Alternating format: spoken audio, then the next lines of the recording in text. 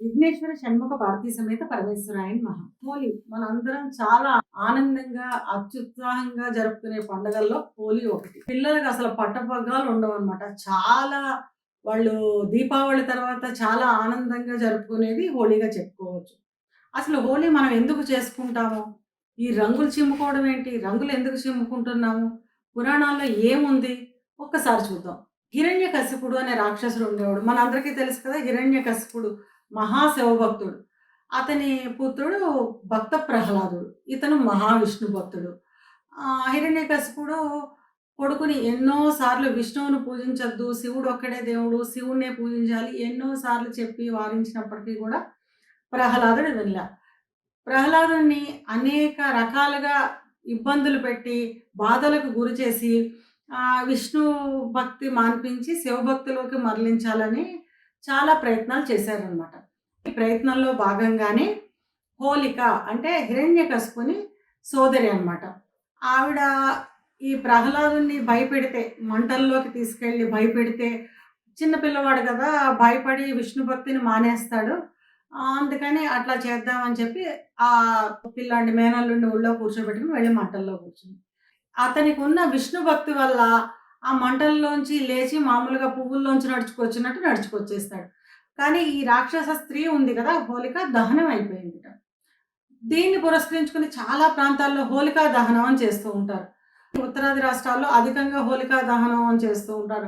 ఆ హోలిక మరణించినందుకు అంటే చెడుపై మంచి విజయానికి గుర్తుగా మనం హోలికా దహనం చేసుకుంటాం. ఇక ఈ రంగులు పోసుకోవడం ఏమిటి అంటే చాలా కుటుంబాల్లో, చాలా ప్రాంతాల్లో ఇప్పటికీ ఆచారంగా ఉంది. ఏదైనా శుభకార్యం జరిగినప్పుడు వసంతాలు అని పోసుకుంటారు. రంగులు పూసుకుంటూ ఉంటారు. దాన్ని వసంతాలు అంటాం. వసంతోత్సవం అంటాము, వసంతం అంటాము, లేదా వసంతాలు అంటారు. ఇప్పటికీ ఆచారంగా ఉంది. దాన్ని పురస్కరించుకొని మనం అదే భావనతోటి రాక్షస స్త్రీ హోలిక మరణానికి గుర్తుగా మనం వసంతోత్సవం జరుపుకుంటున్నాం అన్నమాట. పూర్వకాలంలో దీన్ని ఎలా చేసుకునేవారంటే మోదుగు పువ్వులు. మోదుగు పువ్వులు చాలా మందికి తెలుసు ఎర్రగా ఉంటాయి. ఆ మోదుగు పువ్వులు, తంగేడు పువ్వులు. బతుకమ్మలో వాడుతూ ఉంటాం తంగేడు పువ్వులు. కనుక తంగేడు పువ్వులు కూడా మనకు తెలుసు. ఈ ఎర్రని మోదుగు పువ్వుల్ని, ఈ పచ్చటి తంగేడు పువ్వుల్ని నీళ్ళల్లో వేసి మరిగించేవారట. మరిగిస్తే ఎర్ర నీళ్ళు, పసుపు నీళ్ళు వచ్చేవిట. ఈ నీళ్ళతోటి వసంతాలు ఆడుకునేవారట. అంటే మనం ఇప్పుడు చేసుకునే హోలీని వాళ్ళు ఆ మోదుగు పువ్వులు, తంగేడు పువ్వులతోటి వసంతోత్సవాలు చేసుకునేవారు. ఈ మోదుగు పువ్వు, తంగేడు పువ్వుల్లో అత్యధికంగా ఆయుర్వేద గుణాలు ఉంటాయి. మన చర్మ సమస్యలు దూరం చేస్తాయన్నమాట.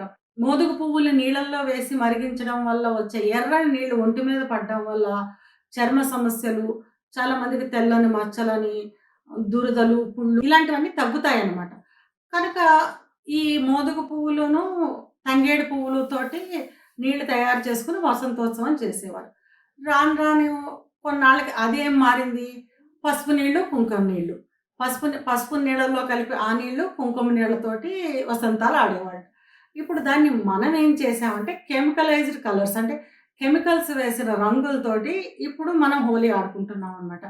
అసలు దీని పరమార్థం ఏమిటి అంటే ఈ ఒకటి మనం చెడుపై మంచికి గుర్తుగా వసంతోత్సవం చేసుకుంటున్నాము. ఆ వసంతోత్సవంలో ఆరోగ్యకరమైన రంగులతో వసంతాలు పోసుకునేవారు గత కాలంలో. ఇప్పటికి చాలా సంస్థలు చెప్తూ ఉంటాయి. మీరు కెమికలైజ్డ్ రంగులు వాడకండి.